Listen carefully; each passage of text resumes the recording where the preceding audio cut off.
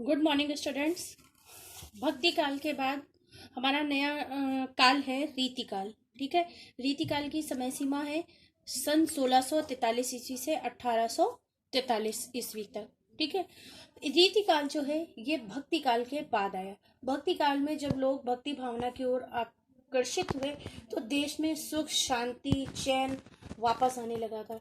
ठीक है, और मुगल साम्राज्य की स्थापना के बाद जो था वो जनजीवन धीरे धीरे शांतमय होना शुरू हो गया था। तो जब जीवन शांत हो गया था तो कवियों की एक भावना जागृत हुई तो कि अपने साहित्य क्षेत्र में कुछ परिवर्तन हो। इस समय के कवियों ने काव्य का प्रमुख आधार जो था वो श्रृंगार माना। श्रृंगार का मतलब होता है कि एक दूसरे के प्रति प्रेम, मतलब प्रेमी प्रेमिका या नायक नायिका के सौंदर्य का वर्णन करना शुरू कर दिया। तो श्रृंगार परक रचनाएं जो थी इस काल में लिखी गई। कवियों की दृष्टि साहित्य शास्त्र की ओर उन्मत्त हुई। उन्होंने इस छंद व अलंकार आदि के आधार पर नायक नायिकाओं के उदाहरण प्रस्तुत करते हुए काव्य का सृजन किया। मतलब रीति काल में जो राजा होते थे, जिनकी रानी होती थी, उन्हीं के गुणगान, उनकी सुंदरता, प्रशंसा, उनके प्रेम प्रसंग का ही वर्णन रीति काल में किया गया। इस रीति के अनुसार सृजित रचनाओं को लक्षण ग्रंथ भी कहा जाता था या रीति ग्रंथ कहा जाता है। कभी कभी क्वेश्चन पूछ लिया जाता है कि रीति ग्रंथ किसे कहा जाता है। रीति ग्रंथ का मतलब होता है जहां पर नायक नायिकाओं के उदाहरण प्रस्तुत करते हुए काव्य रचना की जाती है, उसे हम रीति ग्रंथ कहते हैं। इस प्रकार की रचनाओं के कारण ही इस अवधि को, मतलब इस काल में श्रृंगार प्रधान रचनाएं हुई हैं, इसलिए इस काल को रीति काल के नाम से जाना जाता है। ठीक है, कुछ रीति ग्रंथ जो हैं वो अलंकारों पर आधारित थे और कुछ रसों पर। इस श्रृंखला में मतलब इस कड़ी में जो है देव और पद्माकर है, मतीराम है, रसवादी है, और राजा यशवंत सिंह, केशव और भूषण जो है ये अलंकारवादी कवि थे।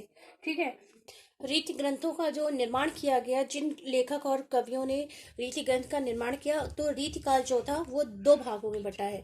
ठीक है, एक है रीतिबद्ध काव्य और एक रीति मुक्त काव्य। ठीक है, रीतिबद्ध का मतलब होता है जो अलंकार, छंद, रस की दृष्टि से बंधे हुए हैं। ठीक है, उसी की परिधि में उन्होंने रचनाएं की हैं, वो रीतिबद्ध कवि कहलाते हैं। रीतिबद्ध कवि में आपके चिंतामणि, जसवंत सिंह, मतीराम, केशव और पद्माकर है।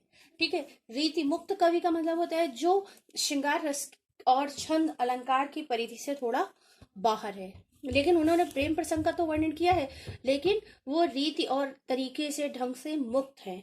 भूषण, छत्रसाल दशक, घनानंद, सुजान सागर, बिहारी जो है रीति काल के सर्वश्रेष्ठ कवि माने जाते हैं। कभी कभी क्वेश्चन पूछ लेता है 1 नंबर के कि रीति काल के सर्वश्रेष्ठ कवि कौन है, तो रीति काल के सर्वश्रेष्ठ कवि जो है वो बिहारी हैं, और इनकी एक ही मात्र रचना है बिहारी सस्सई, और इसमें जो है वो 700 पद है। ठीक है, और रीति काल की प्रवृत्तियां क्या होती है एक बार पॉइंट आउट में देख लीजिए। काव्य भाषा के रूप में ब्रज भाषा का प्रयोग है, रीति ग्रंथों का निर्माण है, श्रृंगार रस की प्रमुखता है, सवैया और दोहा छंदों का प्रयोग है, आश्रयदाताओं की प्रशंसा है। मतलब रीति काल पूरी तरह से राजाओं की यश गुणगान, उनके प्रेम प्रसंग का वर्णन करता है। क्लियर है सभी को?